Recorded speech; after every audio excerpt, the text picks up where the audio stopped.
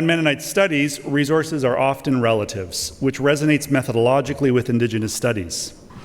Thinking through this connection is especially pertinent considering recent trends analyzing Mennonite settler colonialism and Mennonite Indigenous encounters.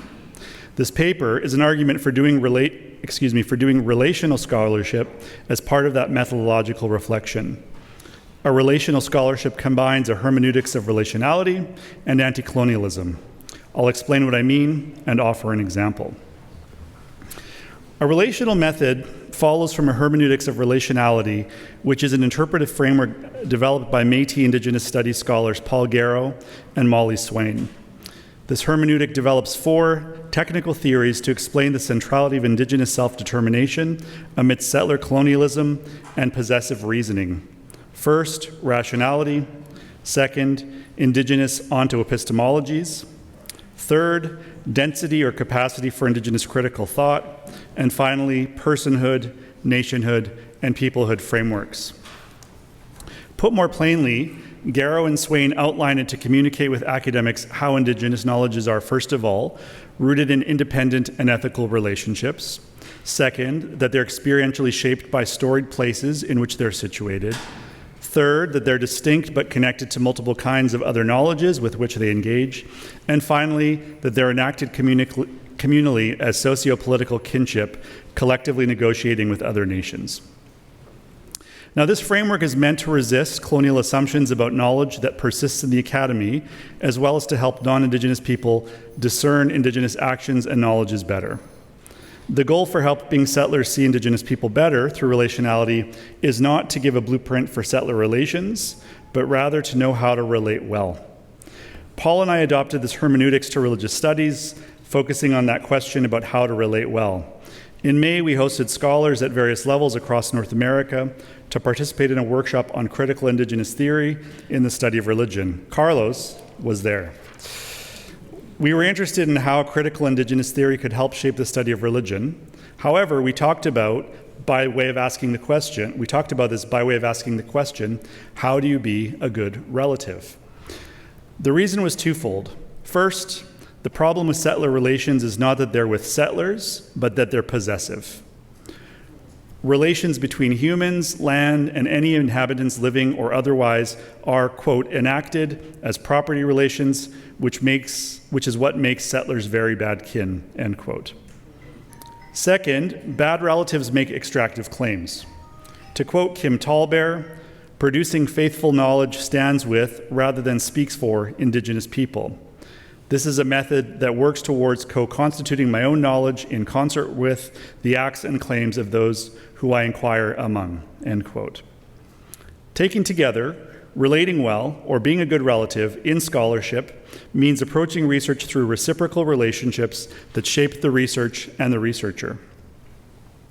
So, how can a hermeneutics of relationality be used to historically contextualize 1870s Mennonites? Herein lies the core difficulty. How does one white settler scholar advocate and perform non-possessive, non-extractive relational knowledge without possessing and extracting Indigenous knowledge to do so? The answer, in short, is by further adapting it as an anti-colonial practice. The goal isn't just to connect Mennonite history with Indigenous knowledges for Mennonites to understand themselves better. Relational contextualization is more than enhancing critical self-awareness. The hermeneutics of relationality prioritizes positionality, obligations, and accountability to produce and be constituted by knowledge that stands with Indigenous lifeways. Further, developing these into anti-colonial research practices turns them into tools to not only unpack Mennonite narratives, but also to understand the pluralism and depths of Indigenous experiences, relations, and knowing. The anti-colonial aspect of critical self-reflexivity is crucial for settler scholarship in Mennonites, land, and settler colonialism. It avoids 2 moves to innocence Tuck and Yang identify as impediments to societal and structural changes in settler institutions. First, without anti-colonial contextualization, histories risk presenting false equivalencies. This risk is probably borne more by readers than historians. As seen in the Times article, some Mennonites narrate migration struggles as a sequence of religious hardships, simultaneously homogenizing oppression and avoiding the power dynamics upholding settler colonialism.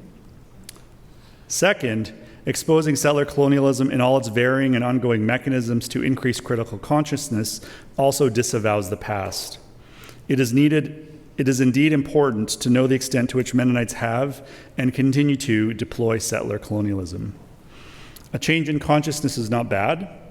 However, cataloging colonialism does not address systemic power imbalances, and it does not address possessiveness. That is, it does not produce knowledge that stands with, for example, the Indigenous authors, colleagues, and friends working on indigenizing the institutions underwriting our research. So let me share an example to discuss this further. My great-grandparents were Heinrich, Wiebe, and Anatole Ortiz, who arrived in Canada with other Canadian immigrants on the SS Austrian in 1874. Heinrich was a deacon Kleingemeinde, is that okay? Is that roughly? Okay. And died in a snowstorm in 1876. Anna's 4-year-old son Jacob saw his father's corpse and recalls his mother's efforts to suppress her grief.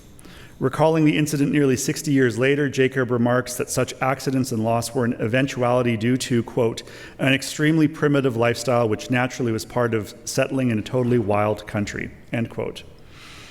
Mennonites have made a virtue of repression and called it forbearance, but here it's also part of the inexorable grind living on the Canadian prairies. Land shapes body and mind. That land, of course, includes Indigenous territory. Settler colonialism contextualizes its acquisition, but the trauma bonds between Mennonites and their land also shapes their relations. My great-grandparents Peter Wiebe and Catherine Taves were among the first to purchase Britain steppe land and were most likely involved in changing its name to Greenland. One of their 13 children was my grandfather Joe Wiebe, who was thieving by the age of 10. He was only 2 when the family moved to Needles, BC in 1911, and 8 when they moved back after settlement failed. Joe stole from his father, drank, smoked, and lived it up. Because of his temperament and intransigence, his mother often said she wished Joe had died as a baby. Not exactly a paragon of attachment parenting. Our religious experience changed how Joe related with others. The conversion happened at a tent revival meeting by the so-called yelling preacher George P. Schultz from the Moody Bible Institute. Joe was later trained at Winnipeg Bible Institute when Reverend George M. Blackett was the principal. Joe's theological education prepared him for ministry, teaching him to relate through visitation. Joe and Marie started a mission in the Interlake region to Icelandic and Indigenous communities. They taught Sunday Bible school in Clarkley, Manitoba, and one Friday night in 1948, they were invited to join a newcomers' dance party. As missionaries do, Joe and Marie got there early to show slides, which they proceeded to do even after they saw Mrs. Kenny, the hostess, had pulled back the carpet for dancing.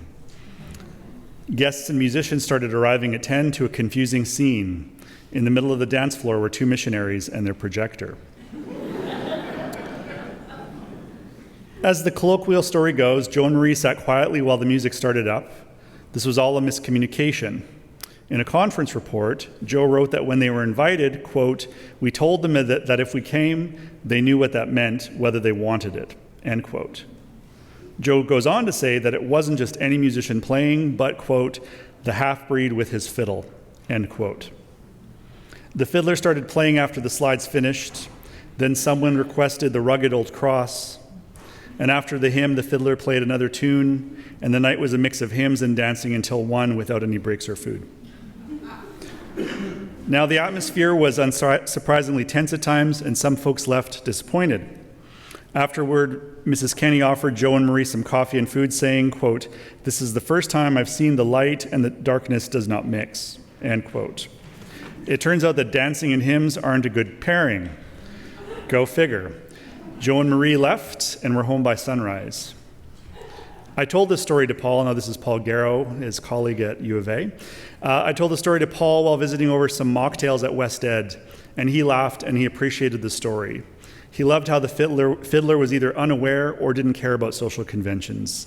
The fiddler was there to party and went on nonstop for hours into the late night without so much as a snack. Paul said it validated his experience being Métis amongst white settlers. both in terms of feeling out of place in mixed company, but also being unapologetically convivial to ease social awkwardness without catering to societal norms. Settler norms. It was an attempt at connection, one that doesn't seem to have been recognized, so a narrative of opposing forces, Christian and Indigenous, or lightness and darkness, does not quite map onto Mennonite missionaries and Métis fiddlers. At least not if you consider the ongoing history of Métis experiences of spirituality and religion. Joe and Marie were invited to evangelize at a dance party that met resistance from dancers, yes, but not from the unnamed fiddler. It is by now a truism to say that missionaries used religion to circulate power imbalances and settler moral norms among Indigenous peoples. This has led to a theoretical distinction between settler and Indigenous religions, which in turn has become axiomatic. The colonial legacy of the relationship between religion and Indigenous communities is largely narrated as a colonial assimilating force. There is plenty of research unpacking the mutually constitutive relationship between settler colonialism, religion, and ethnocultural communities. What needs to be integrated for Indigenous-centered contextualization is a critical treatment of the intersectional nature of sovereign Indigenous relations and Indigenous experiences of religion. An Indigenous critical conceptual approach amplifies how to understand historical and experiential connections between settler and Indigenous religion beyond the binary of assimilation and authenticity, even challenging the inevitability of settler colonial hegemony on Indigenous self-determinism. For Indigenous nations and peoples, religion is more than just religion. It is a complex relational concept representing the heterogeneous, situated life of Indigenous lifeways. Mrs. Kenney's religion is an oppositional framework. Truth is hierarchical and univocal. It's the Highlander view of knowledge systems. There can only be one. But since Indigenous knowledges are situated in land, collectivity, and experiences across territories, communities, and peoples, there can be multiple truths. This does not mean the truth is relative. It's situated knowledge, where ideas are not possessed but negotiated through kinship networks and diplomatic relations between nations. Garrow and Swain put it simply, quote, truth is relational, end quote. Mrs. Kenney's oppositional framework maps onto the assimilation authenticity binary in many settler colonial critiques. For many Métis at the time and now, they love the fiddle and they love church liturgies. Dancing and worshiping, fiddling and praying are not religiously opposed because they're relational ways of being and knowing. Quote, Métis have made relations with the fiddle and with God Creator in terms of relational governance determined by values of non-interference, self-determination, and diplomatic kinship relations, end quote. Put more personally, Paul says, for me, the fiddle is our deep spiritual religious relation that calls our ancestors and honors their spirit, end quote. The fiddle represents Métis' situated knowledge and nationhood. The fiddler's exuberance may have been a genuine interest in visiting and playing together, that is, an occasion to become related. I too wouldn't have understood what this story meant outside of my relationship with Paul. Chantel Fiola, AVP Indigenous here at the University of Winnipeg, hosted a symposium here in Convocation Hall last summer as part of her work with Paul and Emily Grafton on Métis expressions of spirituality and religion across the homeland. Carlos was there too. After dinner, there was a lot of fiddling and Paul told me the songs' names and why they were important. He even taught me to dance, or at least he tried anyway. Again, after the Métis Symposium in Edmonton, Zach Willier fiddled, which included poignant stories about when the last time a song was played and its significance. When we held our workshop on critical Indigenous theory and religious studies at Métis Crossing, Ron and Jerry Quintel sang and fiddled while one of my students jigged. In each case, they played for hours, partly because they had many songs, but also because they told stories in between, and these stories were extensive. Even after they finished and most had gone to bed, we visited for another hour or so. Because of these experiences and my friendship with Paul, the story of Joe Marie and the Métis fiddler gained new meaning in a dark corner of the Five and Dive on a Sunday early afternoon. To be clear, it's not just that I got new information I wouldn't have had without those experiences. The meaning of Joe's story about the fiddler is tied to Mennonite migration, land acquisition and use, trauma, family, networks, and religious history.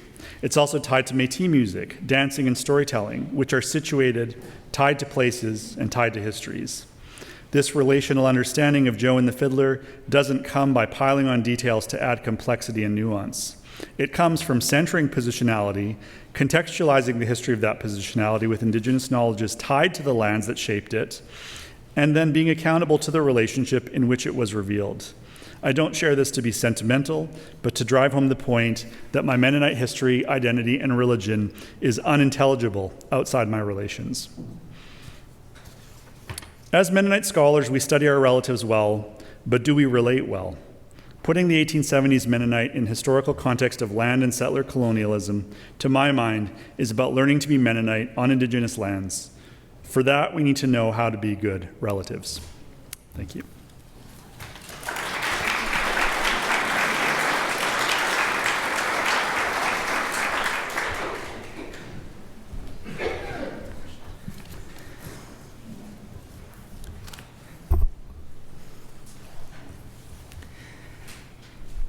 All right. So my paper specifically addresses the way that Mennonite arrival and early immigration settlement years was discussed by local newspapers, by local immigration pamphlet writers, and by people observing the Mennonites and positioning them within the settler colonial project. I suppose I'm less concerned if the Mennonites saw themselves as being part of that project, and more arguing that the settler colonial project in Manitoba was facilitated by Mennonite agriculturalists, and they were nonetheless part of it. So initially, when a Mennonite delegation showed interest in immigrating to Manitoba, the Free Press reported that these were valuable immigrants, and if they could acquire, quote, 40,000 of the most industrious and thriving people in the world, more attention and interest would turn towards Manitoba, and the movement will have the effect of bringing here a great share of the steady immigration which for years has been filling up the western states. Now, as has been discussed earlier today, 40,000 Mennonites were not interested in moving here, but around 7,000 were.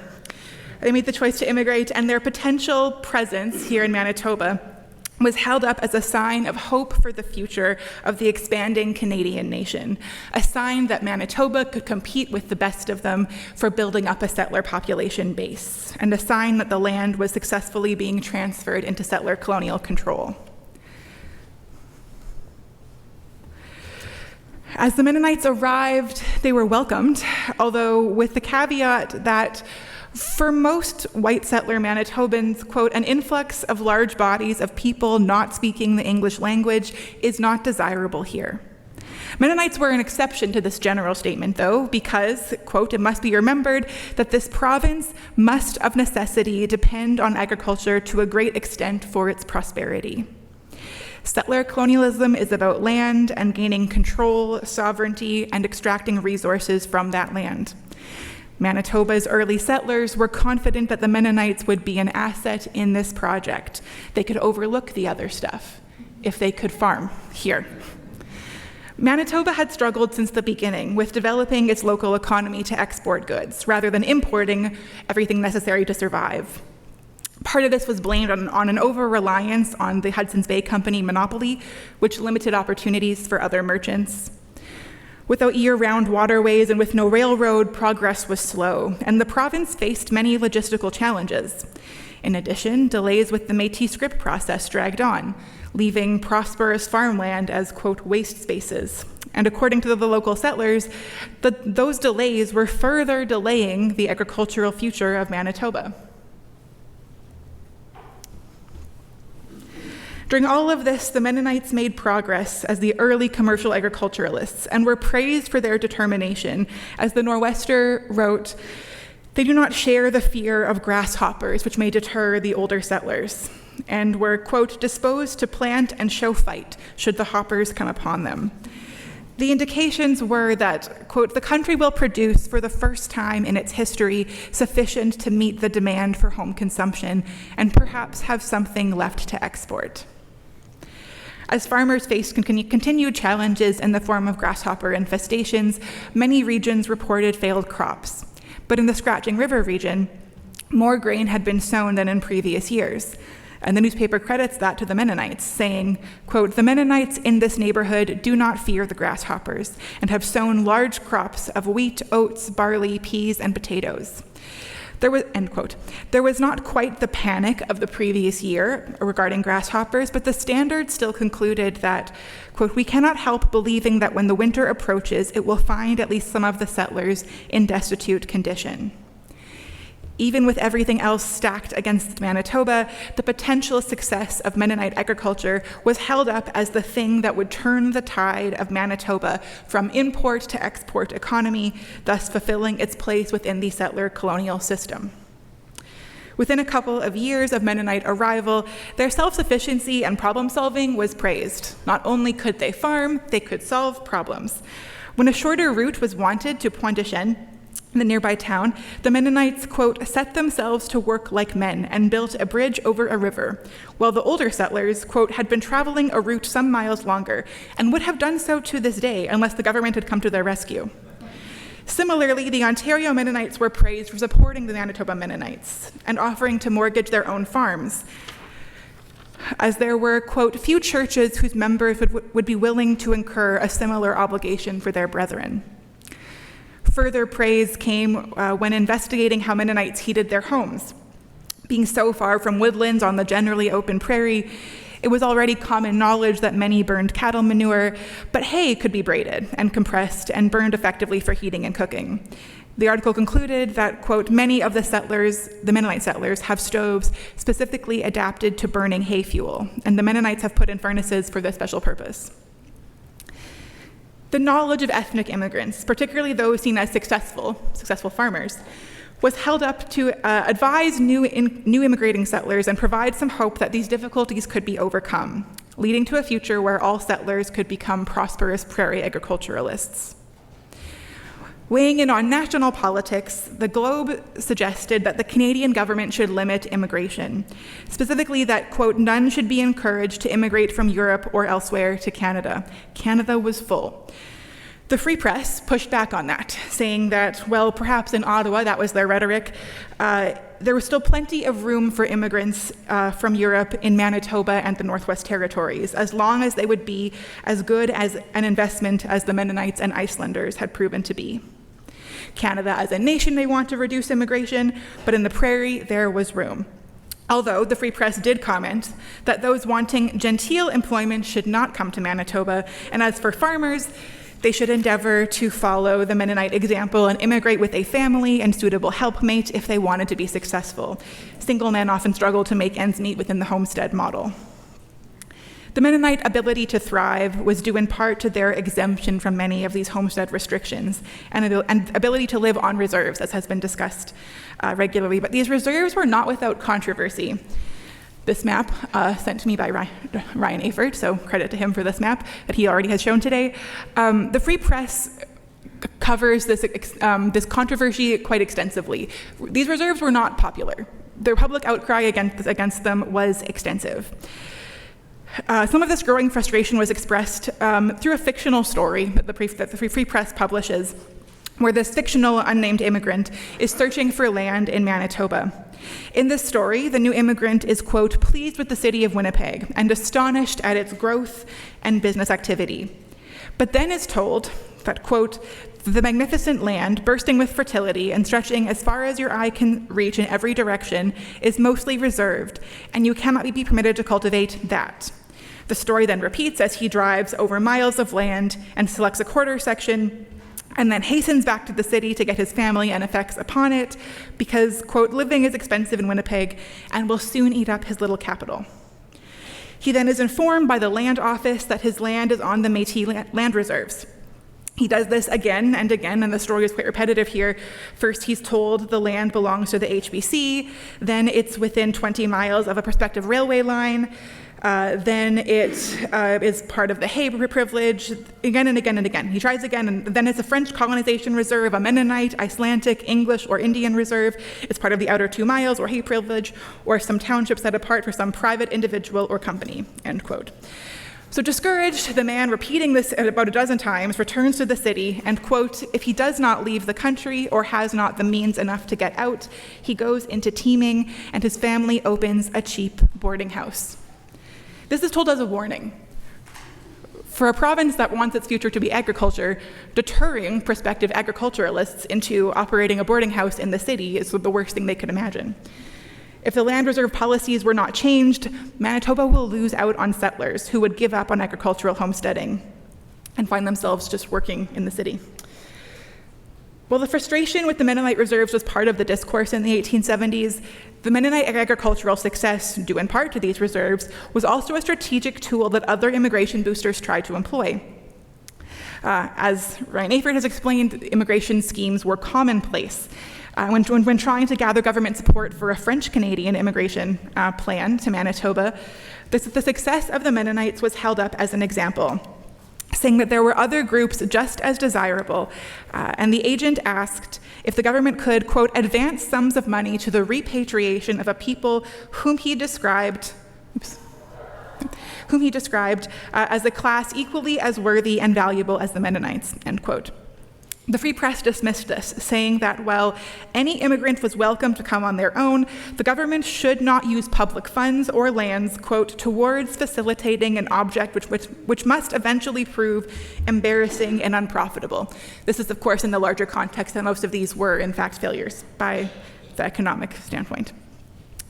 But the justification given here was that immigrants should be made to feel that they are Canadians, which is a quote here, not French or Dutch or Irish, and moreover, if intermigration is to receive substantial aid from government at all, it should commence with the English-speaking farmers of Ontario and other provinces.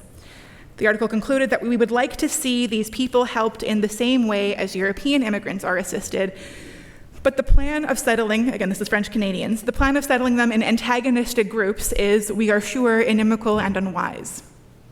The Mennonite settlers were never described as settling in antagonistic groups, and it appears that language was specifically reserved for French-speaking immigrants as part of the linguistic and racial tensions running rampant in Manitoba during this decade of anti-Métis and anti-French and anti-Catholic sentiment. Some ethnic immigrants were able to settle in groups, but of course, these were not the groups seen as antagonistic to Manitoba's goals.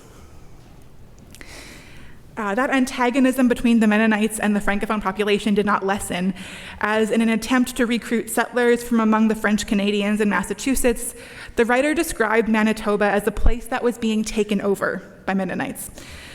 The article, also published here for the Manitoba audiences in Le Métis, the Métis newspaper, described Manitoba, and I'm kind of paraphrasing my translation here, quote, a French land that is being taken away from us little by little, day by day, by this implantation of foreigners who are being brought at great expense from the depths of Russia.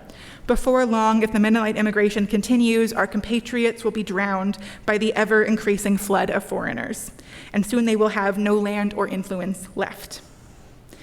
This may appear to convey that the Mennonites and their French-speaking neighbors, both Métis and settler, did not get along. And while, of course, there were naturally tensions between the Métis and the Mennonites due to their positionality as Indigenous peoples displaced by invading Mennonite settlers, the Métis showed awareness of the Mennonite situation and even advocated on their behalf. For example, when settlers from Ontario were squatting on the Mennonite Reserve and blocking access to the wooded area the Mennonites needed access to and were entitled to, the Métis, who were fighting their own battles with Ontario squatters coming onto their reserve lands, came to the defense of the Mennonites. They called the settlers, these encroaching Ontario settlers, quote, people who pretend to be above the law, end quote, and shamed them for stirring up unnecessary violence and threatening violence when they were clearly in the wrong. There had been threats made to shed blood if the authorities tried to remove the squatters from the Mennonite land, and the Métis newspaper wanted to know what the government would do in the face of this aggressive violation of government land policy when it was the Mennonites impacted by it, because they already knew what happened when it was their own people. When trying to entice British immigrants to Manitoba, immigration pamphlets held up the Mennonites, saying that the poor Mennonites started with meager resources, but they are today very prosperous and raise large crops of grain. So, quote, "The only question is whether families from the United Kingdom would stint themselves in the same way these thrifty settlers did and endure what they went through to arrive at their present success. Their early homes made of earth were used as an example that, quote, from how small a beginning a settler may successfully start and attain plenty, but that, quote, few settlers from the United States or from the United Kingdom would be willing to do as the Mennonites did and survive the first winters by living in the ground." End. So all of this context about how tense these early interactions are sort of paraphrased to some degree in 1892 when E. Cora Hind, the agriculture reporter for the Free Press, reflects on the Mennonite arrival nearly 2 decades prior.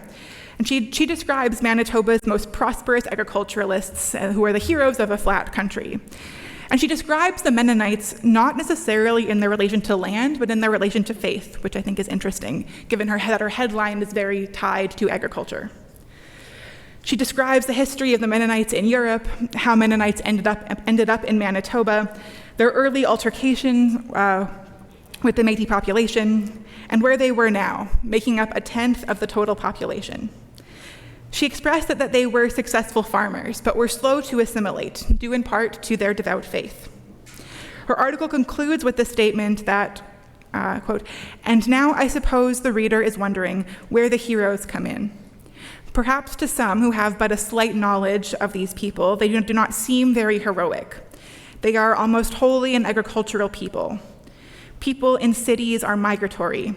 Those who till the soil cling to it. Yet not once, but many times, these people have left home and country for what they held to be the truth."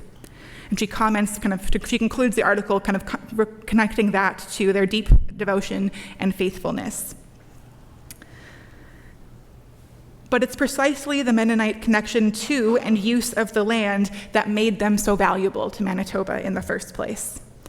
And after all, Mennonite immigration, at least as far as Manitoba is concerned, is about land. Searching for land, taking land, improving land, transforming the land, profiting from the land, with little awareness or acknowledgement of who had been on that land before them and the larger political world happening around them. Mennonites were participants in the settler colonial project of Manitoba. They were fulfilling the ultimate goal of settler colonialism, removing land from Indigenous peoples, subduing and cultivating the land, and extracting its resources and value. This process where land, so essentially connected to Indigenous peoples, culture, and worldviews, became property, something ownable and sellable.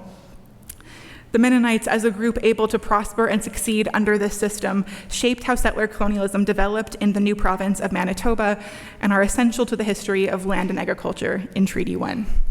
Thank you.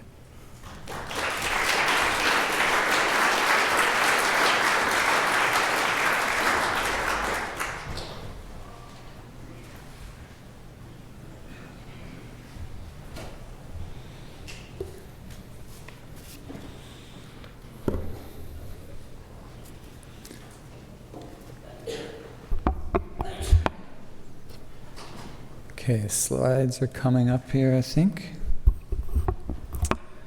So I'm going to kind of talk a bit about some of the themes that have been popping up in my PhD research that I've been undergoing, and kind of zoom in to the micro level a little bit to examine the Mennonite West Reserve in Manitoba.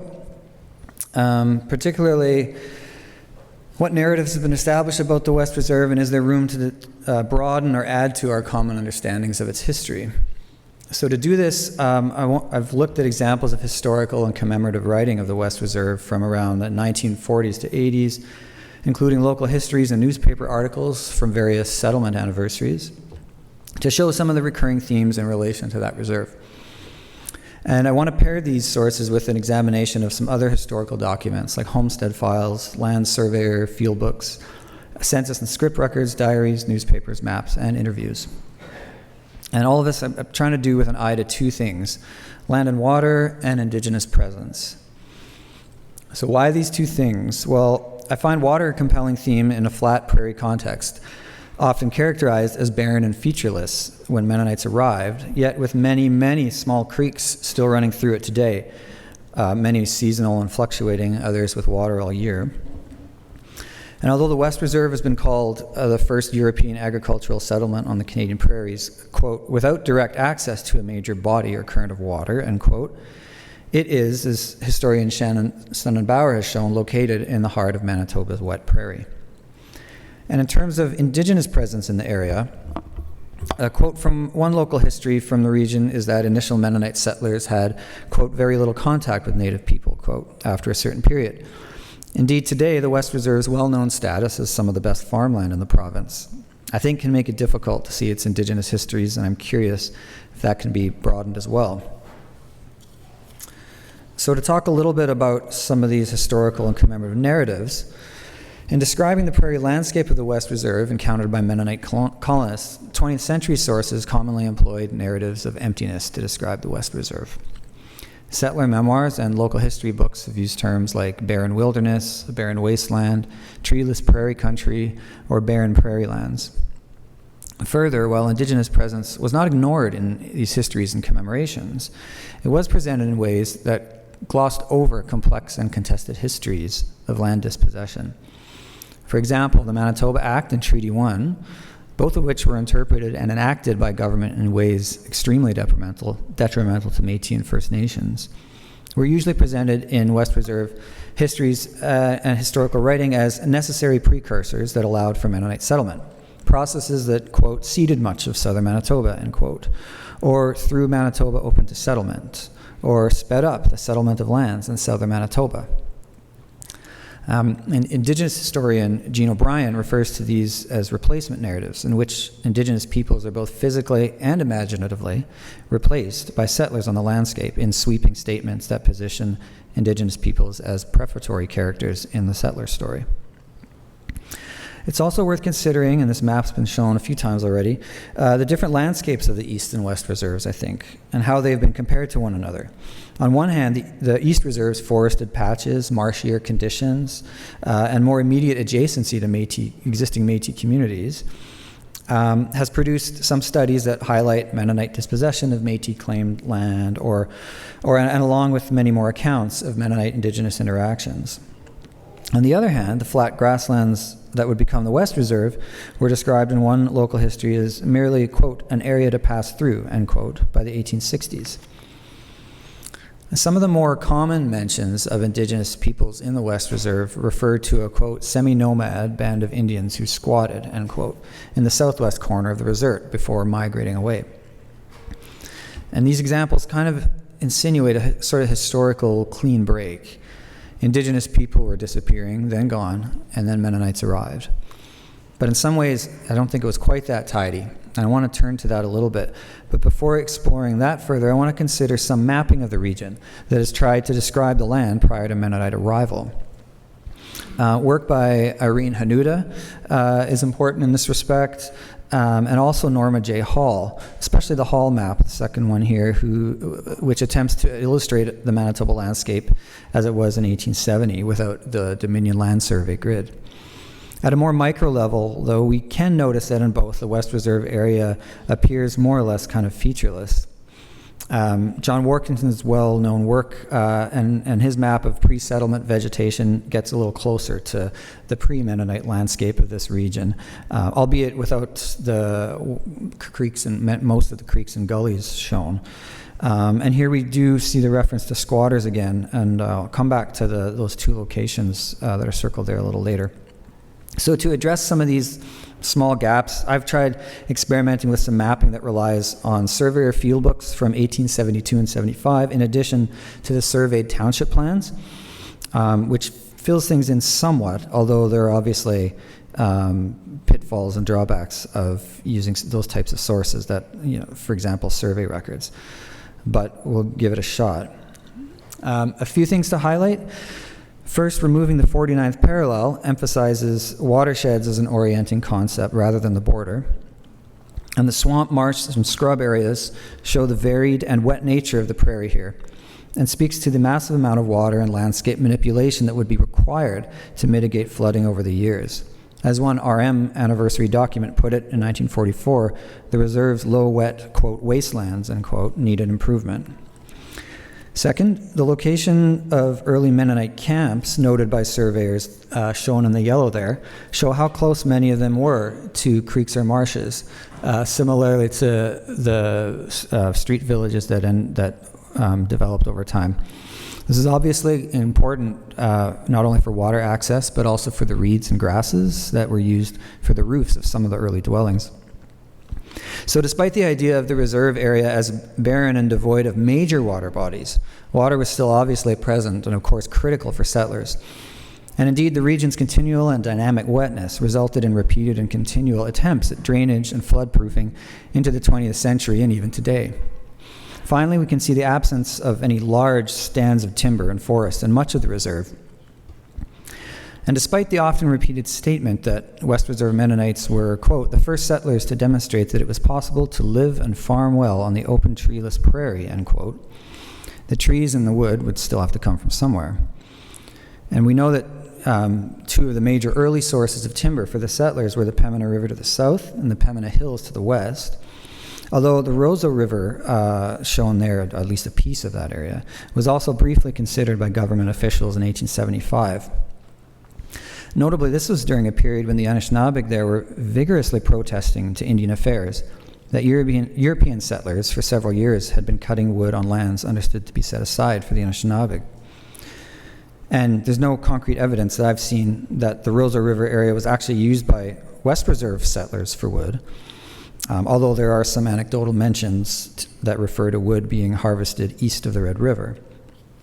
But the government's consideration of Roseau River as a Mennonite timber source, at a time when Indigenous peoples were advocating against the loss of trees there, does speak, I think, to a broader Canadian settler colonial context into which Mennonites were being incorporated, as Raina Neufeld has recently written about. Turning now to ongoing Indigenous presence in the region, I want to come back to that word squatters. I think that term obscures maybe the fact that there were several Métis families who legally owned homesteads in the southwest corner of the West Reserve from roughly the late 1870s to the early 1900s. And the location of these so-called Indian squatters, noted in Township 1, Range 5, is actually the area where most of these Métis landowners can be found. One of them was Charles Grant, son of famous Métis leader Cuthbert Grant. His land in Township 1, Range 5 is shown on those two small red quarter-section squares. He was married to Efwazine Gladue, and some of his land in North Dakota is also shown in that red, that solid red circle on the Pembina River.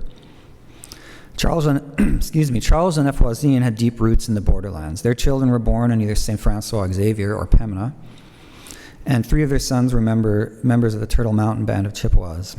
They were well known in the region, and in 1880, and Mrs. Charles Grant was a prize winner for, quote, Indian beadwork, end quote, at a local exhibition just outside of the West Reserve at West Lynn. The Grant family lived at St. Joseph, North Dakota in 1870, and Manitoba in 1881, according to census records. And in January 1879, the Bismarck Tribune reported that Louis Riel, then in exile from Canada following the Red River Resistance, had apparently crossed the border north, quote, to the place of Charles Grant, said to be on the Canadian side, near the Mennonite settlement on New Year's Day, end quote. In addition to Grant's land in Township 1, Range 5, and in North Dakota there, Dominion land surveyors noted in 1875, the same year of Mennonite arrival to the West Reserve, that in Township 1, Range 2 West, quote, there was one dwelling near the south boundary on section number 4, owned by one Grant, end quote. That dwelling, that is the circled building there, or the little building inside that circle. And that dwelling was in the general location of a small trading post Grant had established with Charlot Bottineau Jr., with whom he had a short trading partnership in the early 1860s. Bottineau was married to François Louise Parenteau and was an influential Métis farmer, trader, and leader in the region.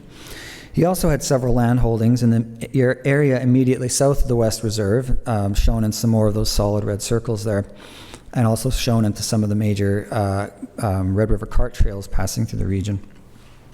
And the Bottineau family yard had hosted Mennonite delegates who came to scope out land in 1873 in the vicinity of St. Joseph or Walhalla.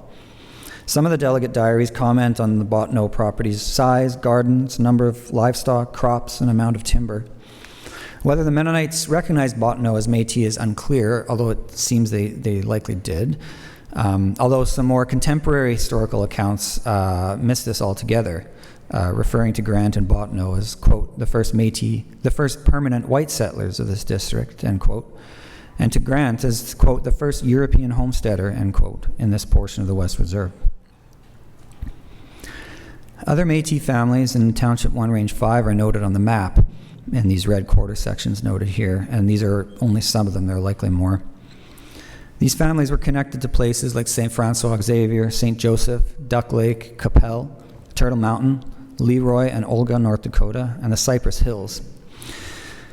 And further to the east of Township 1, Range 5, around the Buffalo Creek and what was known as the Buffalo Lake area, the 1885 scrip record of a Métis man, Michel Dees, stated that from 1886 to 71, he, quote, lived at Buffalo Lake 8 miles west of Murray River. And Murray River, the general sort of district of Murray River is right along the Murray River there in sort of general terms. From there, he had moved west for years and then returned to St. Joseph. Dees was married to Louise or Lucy Gladue, a sister to Charles Grant's wife, F. Voisine. And in the 1860s, Michel Dees owned some land south of Blumenort on the Pembina River. The timeline in his scrip affidavit indicates that 2 of their children would probably have been born during his time at Buffalo Lake. And given the proximity to this Murray River area, I think it does seem like this Buffalo Lake is indeed the West Reserve Buffalo Lake and not the well-known Métis community in Alberta. The location here further makes sense given that this Buffalo Lake area here was described by a Dominion land surveyor in 1872 as, quote, a fine body of water, abounding with game, end quote. And we can also see, of course, the important Métis cart trail connecting St. Joseph to Fort Garry skirting the edge of that lake. The depth of familial connection between these small West Reserve homesteads and the vast network of Métis communities throughout the Northwest, I think can also be seen in the fact that several extended family members of these Métis landowners in the West Reserve were signatories to an 1878 petition of the Cypress Hills Métis for a land reserve along the U.S. border.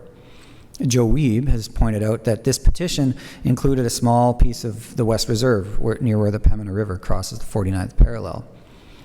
And I think all of this helps kind of to better understand how West Reserve land, still at the time of Mennonite arrival, was part of a broader Métis homeland in which they attempted to maintain livelihoods despite increasing displacement and European settlement. In addition to some livestock, small amounts of plowed land, houses, and stables in these quarter sections, some men, Jean-Baptiste Laderoute and Alex Saint-Arnaud in particular, also did work for the arm of Stanley on bridges, culverts, and grading. Further demonstrating Indigenous resilience and persistence over time in the region, Anishinaabe land use in the West Reserve continued on through the 1930s to 60s, which is not surprising given that back in 1869, then designated Lieutenant Governor of Rupert's Land, William McDougall, apparently heard from Chief Kawetiash from Rosa River that his people's territory comprised a wide swath of land that included land that would become the West Reserve. And later in the 20th century, newspaper social columns in the 1940s and 50s would sometimes note the presence of hunters and trappers from Roseau River in the vicinity of the Pembina Hills, often usually around the wooded areas and creeks. And sometimes they would stay at a Mennonite family's property or were joined by a Mennonite farmer on a hunting expedition. Mennonites who grew up during this period have similar recollections, like learning from Indigenous trappers how to catch a mink along a creek bank, a childhood visit to a seasonal encampment in a low area near a waterway, or observing a group of fox hunters on the bank of a small river, or inviting Indigenous people to stay overnight in houses or barns when they pass through villages. And the circles on this map show a few of these locations, as noted in newspapers and interviews. And it's interesting to note how many of them occurred near creeks. These are only glimpses and only from Mennonite perspectives, I should note. That's an important caveat. But I think they at least open a small window the ways some Indigenous peoples try to maintain lifeways and connections to their land within their traditional territories. So just to wrap up, I hope what emerges here is an expanded picture of the West Reserve from the ones established in our Mennonite histories, and I think the picture brings two things into clearer view. First, the varied and continually dynamic nature of the region's landscape and watershed, and two, the continued persistence of Indigenous presence and land uses in the West Reserve well into and beyond the period of Mennonite arrival. And I think this shows the important but also complicated functions of local history and settler commemorations. On one hand, they give incredible depth to understanding of Mennonite roots in Manitoba. On the flip side of that, they can also help obscure the Indigenous histories of the same land. To quote historian Paige Raybon, they help, quote, unmake native space, end quote. And I think broadening and reorienting our familiar historical understandings is important, especially at the level of our small local places. Thanks.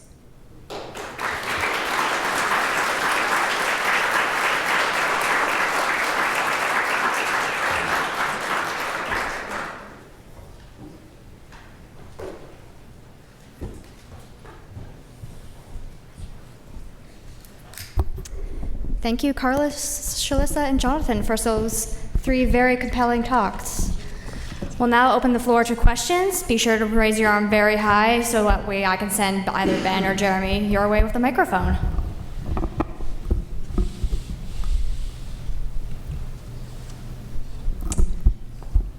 Over there.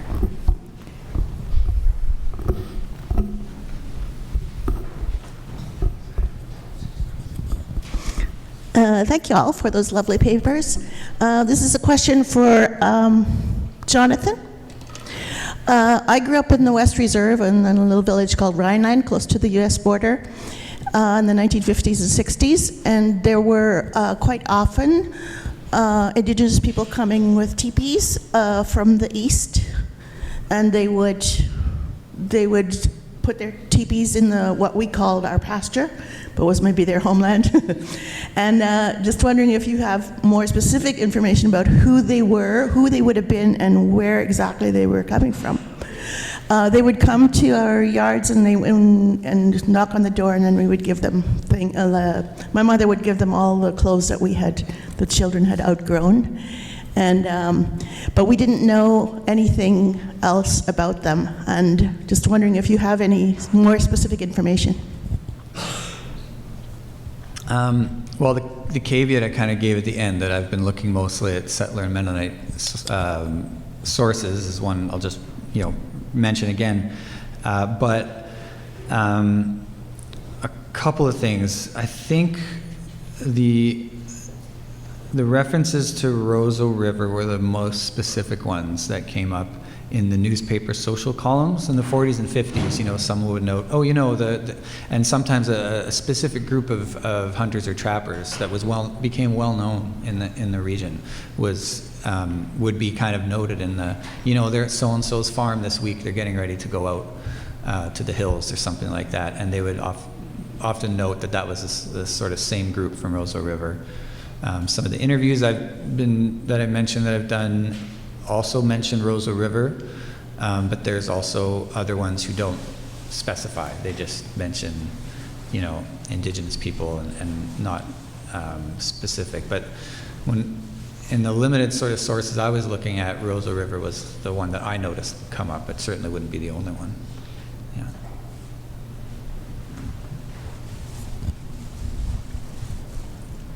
Oh. Go over this way first. I think I just...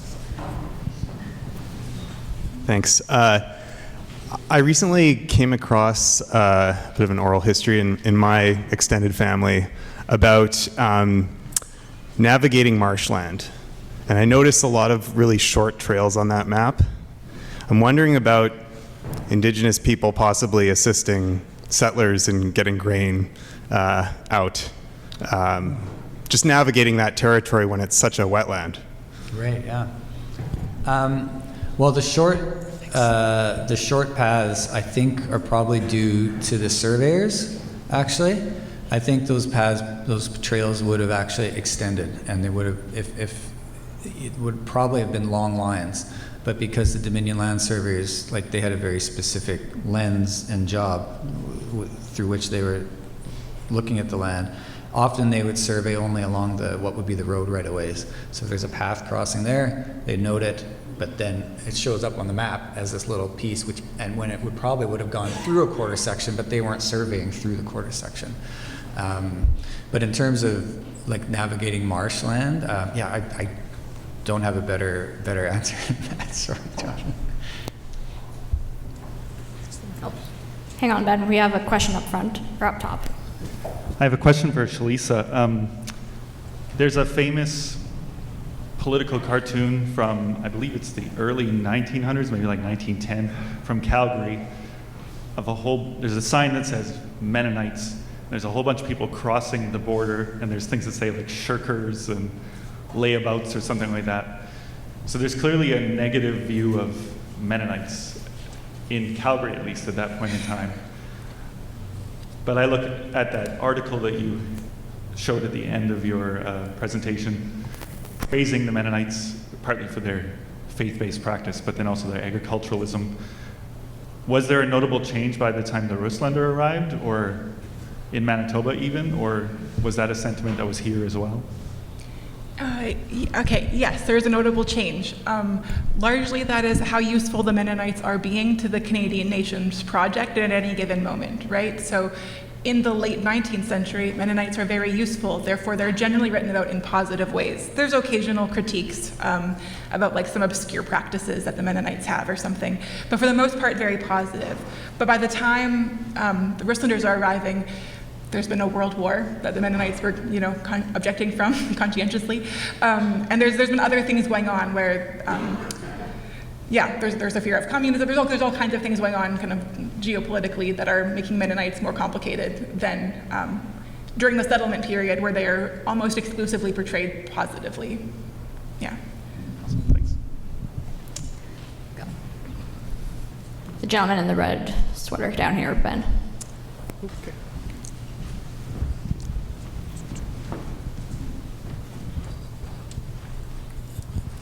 Yeah, to you as well. I think one of the articles you mentioned Ontario, which triggered my question. I come from Southern Ontario and pastored the first Mennonite church in Canada, 1800, started in 1800. What was the relationship, what influence did the Swiss Mennonites in Ontario have? Did you say mortgage? Did they mortgage their land? I'd never heard that before.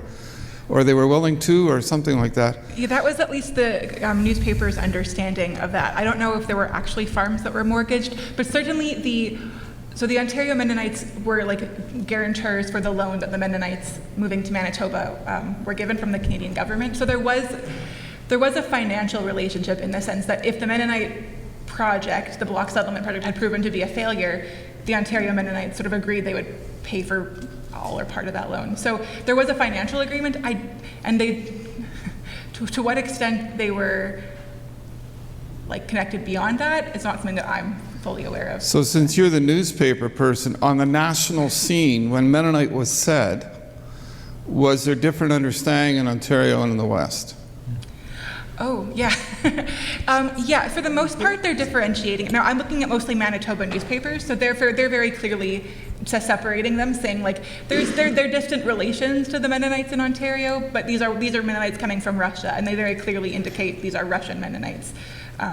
So there is that indication of like, because the Mennonites in Ontario are successful, we're confident these will also be successful, but there is sort of a differentiation made. Yeah. Up top there. Yeah, thanks. Thank you, all three of you, for the great presentations. I have both Shelisa and Jonathan, you both talked about the reality of agriculture as a settler colonial project, or essentially as part of that settler colonial endeavor. And I'm wondering about the presence of an agricultural economy before Mennonites arrived, particularly in this area around obviously, the Métis must have had some agriculture on Anishinaabe probably as well. I know Elder Dave talks about, the crazy Mennonites that planted in straight rows as opposed to, using the contours of the land. But was was there an economy, an agricultural economy that was thriving already to any degree, and to what degree did Mennonites change that, or, yeah? Yeah. If you have thoughts on that. Yes, there was agriculture here. Economy is complicated in the sense of like how much agricultural trade and like the Western understanding of that was happening is, I don't fully know that. But yes, there was agriculture practiced here in addition to like hunting and other forms of land use. Settlers wouldn't have acknowledged maybe that what they were seeing was agriculture all the time, but Norma Hall has done really extensive work on agriculture in sort of pre-Confederation, so kind of leading up to Manitoba joining the Confederation. So her work is great, and also Claire Thompson recently did a PhD dissertation looking at a little bit further west than here, but Indigenous agriculture and the ways that it is recognized and not recognized by settler sort of understandings of what agriculture is. So there is work that is done on that. I'm not an expert in the agriculture happening here prior to Mennonite arrival. And just a quick added thought to that too. Beyond sort of the period of settler arrival, many people here are probably aware of Sarah Carter's work. Once First Nations had reserves and were, she's written now probably 2 decades ago about federal government policy and the way it actually hindered attempts on reserve at agriculture in the post-treaty period.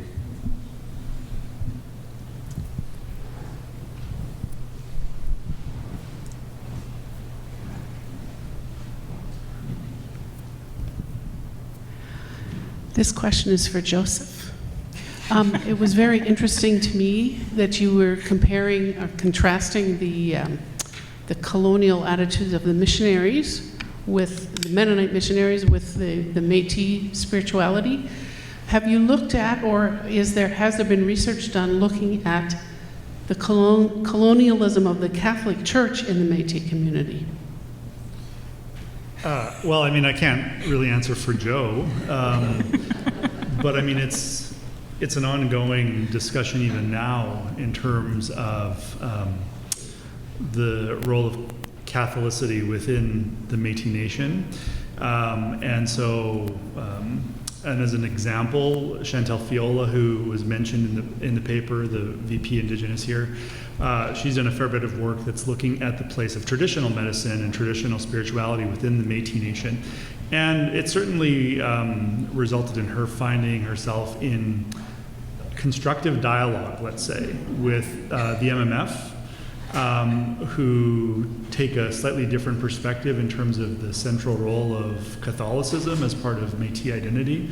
And then I will also say the conference that Joe additionally mentioned that was held here, it was a very diverse group of Métis people that were represented, and I mean, coming from across the range of Christianities, but certainly quite a number, and I think it also reflects a resurgence of traditional ways of being spiritual. So, I mean, it's not really an answer to your question in terms of the historical. Of course, there has been analysis of it, but it's a contemporary issue still in terms of its complexity. So, best I can do without Joe being here.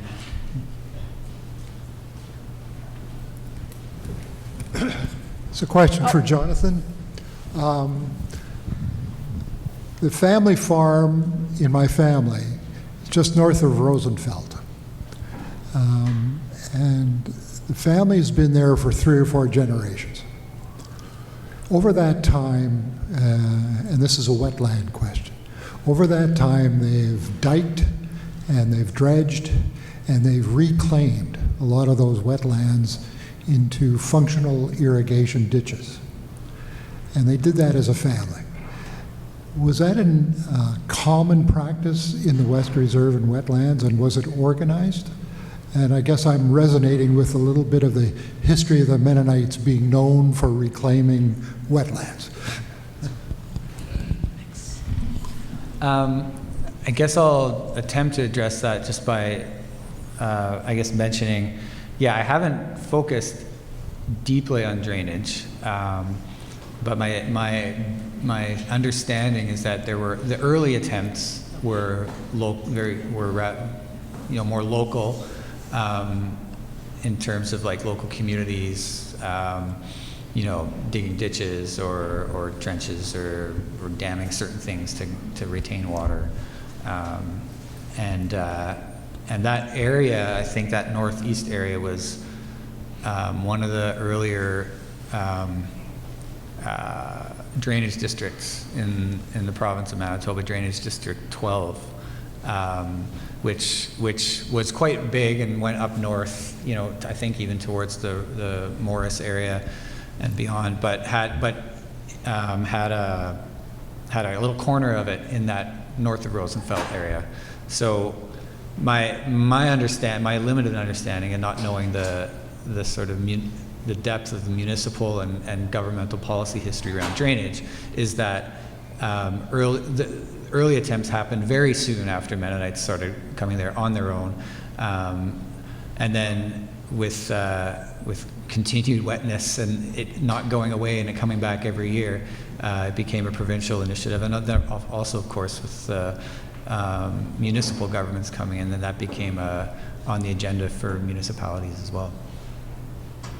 So hopefully that at least addresses a little bit the question. We have a question from upstairs. Several of the presenters have mentioned the Indian Act as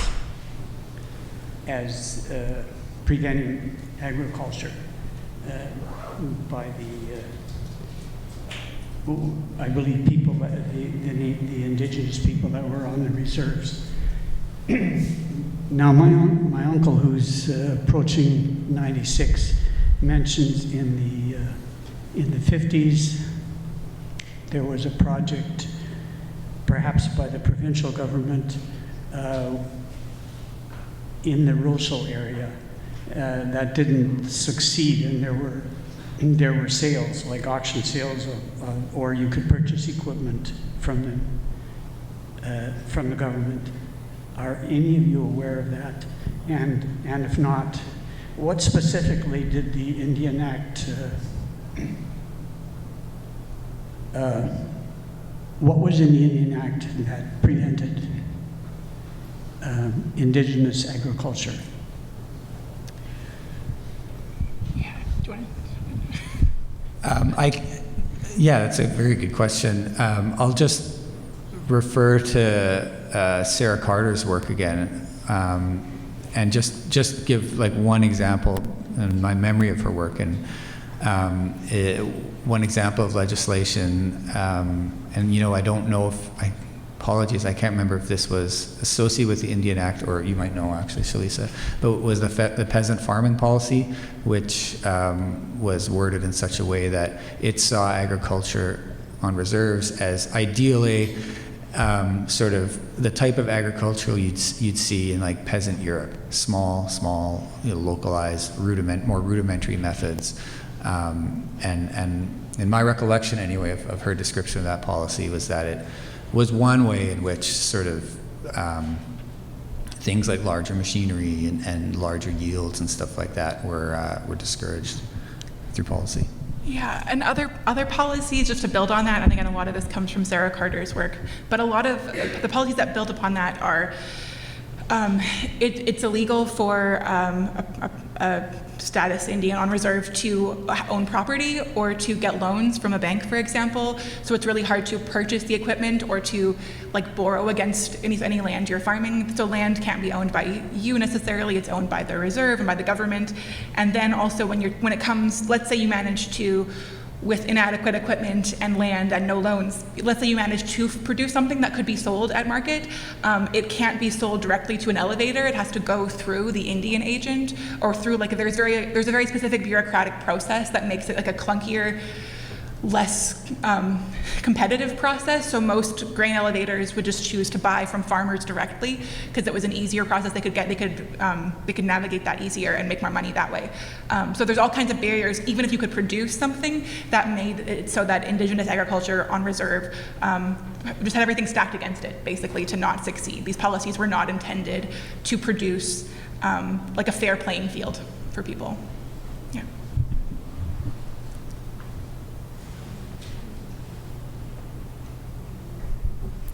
All right, if there's no more questions, then we can now dissolve this panel. Thank you. It's been a while since I've been dissolved. I like that. Thank you very much.